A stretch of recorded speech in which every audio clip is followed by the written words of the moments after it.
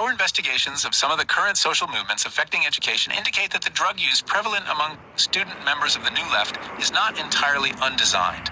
Some of it appears to be present as a deliberate weapon aimed at political change. We are concerned with assessing the significance of this as it impacts on matters of long-range educational policy. In this connection, it would be advantageous to have you considered in the capacity of a special investigative agent who might have access to relevant data which is not ordinarily available. Though not mentioned in the letter, Hubbard's services to SRI also included using his extensive government contacts to keep contracts flowing.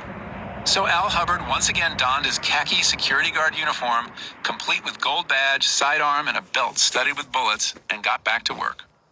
But the uniform and the special agent title were all a cover, and an audacious one at that. As a vocal enemy of the rising counterculture, it's entirely possible Hubbard did investigate illegal drug use on campus for SRI or others. But if he did, he was once again working both sides of the street. Hubbard hated the idea of street acid and the counterculture's use of it. According to Don Allen, he played a role in at least one bust of an important underground LSD chemist in 1967. Hubbard sent Don Allen to a meeting to pose as a Canadian buyer looking to purchase pure LSD from a Bay Area group that included the notorious LSD chemist and Grateful Dead sound engineer, Owsley Stanley III. Federal agents tailed the people at the meeting back to Stanley and his lab in Orinda, California. During the bust, they reportedly found 350,000 doses of LSD. But though the legal status of LSD had changed by 1968, Hubbard and Harmon's mission to provide the LSD experience to political and intellectual leaders around the world apparently had not. The work might well have continued, just more quietly and beneath the cover story. For as Willis Harmon told Todd Brendan Fahey in a 1990 interview, and as a former SRI employee confirmed, Al never did anything resembling security work. According to Harmon, Al's job was to run the special sessions for us. That former SRI employee is Peter Schwartz, an engineer who became a leading futurist. He is currently Senior Vice President for Government Relations and Strategic Planning at Salesforce.com. In 1973, Schwartz went to work for Willis Harmon at SRI, his first job out of graduate school. By then, Al Hubbard was more or less retired, and Schwartz was given his office. On the wall above the desk hung a large photograph of Richard Nixon, inscribed, "To my good friend Al, for all your years of service, your friend Dick." A pile of mail accumulated in the inbox with letters addressed to A.M. Hubbard from all over the world, including, he recalled, one from George Bush, the future CIA director, who at the time was serving as head of the Republican National Committee. Who was this fellow, Schwartz wondered. And then one day this round fellow with a gray crew cut, dressed in a security guard's uniform and carrying a .38, showed up to retrieve his mail. "I'm a friend of Willis's," Hubbard told Schwartz, and then he began asking me the strangest questions, completely without context. "Where do you think you actually came from? What do you think about the cosmos?" I learned later this was how he checked people out to decide whether or not you were a worthy candidate. Intrigued, Schwartz asked Harmon about this mystery man, and piece by piece began to put together much of the tale of Hubbard's life. The young futurist soon realized that most of the people I was meeting who had interesting ideas had tripped with Hubbard. Professors at Stanford, Berkeley, the staff at SRI, computer engineers, scientists, writers, and all of them had been transformed by the experience. Schwartz said that several of the early computer engineers relied on LSD in designing circuit chips, especially in the years before they could be designed on computers.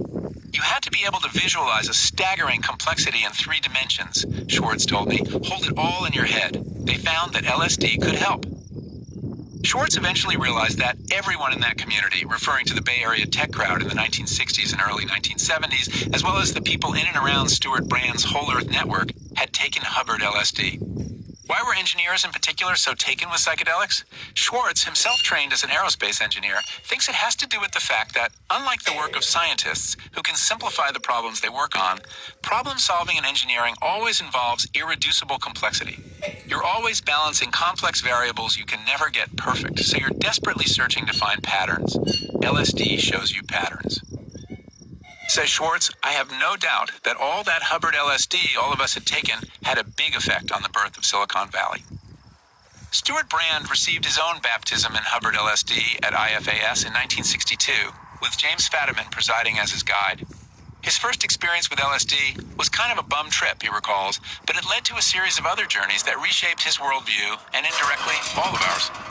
The Whole Earth Network Brand would subsequently gather together, which included Peter Schwartz, Esther Dyson, Kevin Kelly, Howard Rheingold, and John Perry Barlow, and play a key role in redefining what computers meant and did, helping to transform them from a top-down tool of the military-industrial complex, with the computer punch card a handy symbol of organization man, into a tool of personal liberation and virtual community with a distinctly countercultural vibe.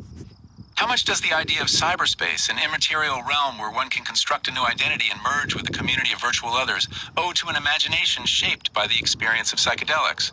Or for that matter, virtual reality? The whole notion of cybernetics, the idea that material reality can be translated into bits of information, may also owe something to the experience of LSD, with its power to collapse matter into spirit. Brand thinks LSD's value to his community was as an instigator of creativity, one that first helped bring the power of networked computers to people via SRI computer visionaries such as Doug Engelbart and the early hacker community, but then was superseded by the computers themselves. At a certain point, the drugs weren't getting any better, Brand said, but the computers were. After his experience at IFAS, Brand got involved with Ken Kesey and his notorious acid tests, which he describes as a participatory art form that led directly to Burning Man, the annual gathering of the arts, technology, and psychedelic communities in the Nevada desert. In his view, LSD was a critical ingredient in nourishing the spirit of collaborative experiment and tolerance of failure that distinguished the computer culture of the West Coast. It gave us permission to try weird shit in cahoots with other people. On occasion, the LSD produced genuine insight, as it did for Brand himself one chilly afternoon in the spring of 1966. Bored, he went up on the roof of his building in North Beach and took 100 micrograms of acid, Fetterman's creativity dose. As he looked toward downtown while wrapped in a blanket, it appeared that the streets lined with buildings were not quite parallel. This must be due to the curvature of the earth, Brand decided. It occurred to him that when we think of Earth as flat, as we usually do, we assume it is infinite, and we treat its resources that way. The relationship to infinity is to use it up, he thought.